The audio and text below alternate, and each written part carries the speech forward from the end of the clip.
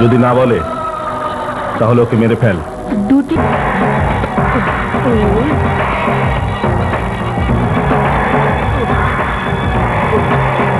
কারণ জেলা Raihan star cigarette খায়। এই নাও। ভাইয়া, শালাকে এত মারলাম, আর একজনের নাম কিছুতেই বলছে না। যদি না বলে তাহলে ওকে মেরে ফেল। দুটি সাক্ষীর মধ্যে অন্তত একটি কমবে।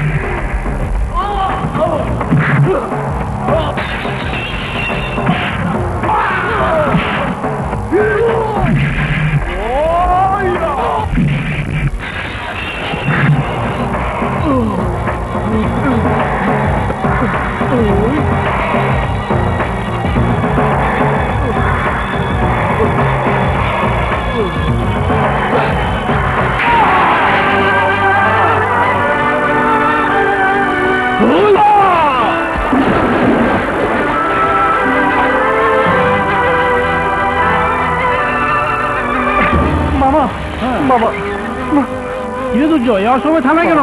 শীঘ্রই আমার সাথে চলো মামা। বিপ্লব ভাইয়াকে কিছু সন্ত্রাসী আটকে রেখেছে, তাকে উদ্ধার করতে হবে মামা। আচ্ছা, এটা কত নম্বর চাপা? না মামা, ওর কথা সত্যি। ও আমার মাথা ছুঁয়ে কসম খেয়েছে। বাবা, কসম খাও হই সারা। বিশ্বাস করো মামা, ওই দিন জেলার রাহেনকে যারা আক্রমণ করেছিল, আমি আর ভাইয়া তাদের দেখে ফেলি। তারপর ওদের পিছনে জানতে পারি যে সন্ত্রাসী গ্রুপের নেতা তেজাব আর জেলা রায়হানের চেহারা এক।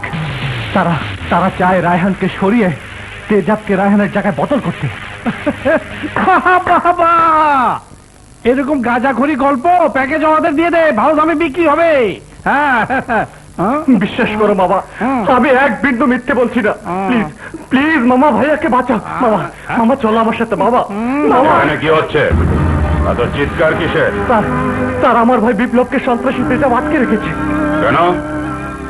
ওরা তেজাবকে জেলা সাজে দাউদ ইব্রাহিমকে জেল থেকে কিডন্যাপ করার প্ল্যান করছিল। আমরা দু ভাই এসব শুনে ফেলেছিলাম।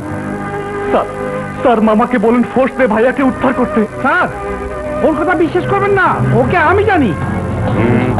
তারপরেও যদি ওর কথা 1% সত্য হয় তাহলে তার রেসপন্সিবিলিটি কে নেবে? তুমি ফোর্স নিয়ে তৈরি হও, আমিও যাবো ওর সাথে। স্যার, ওদের কথাটা বিশ্বাস করা ঠিক হচ্ছে না।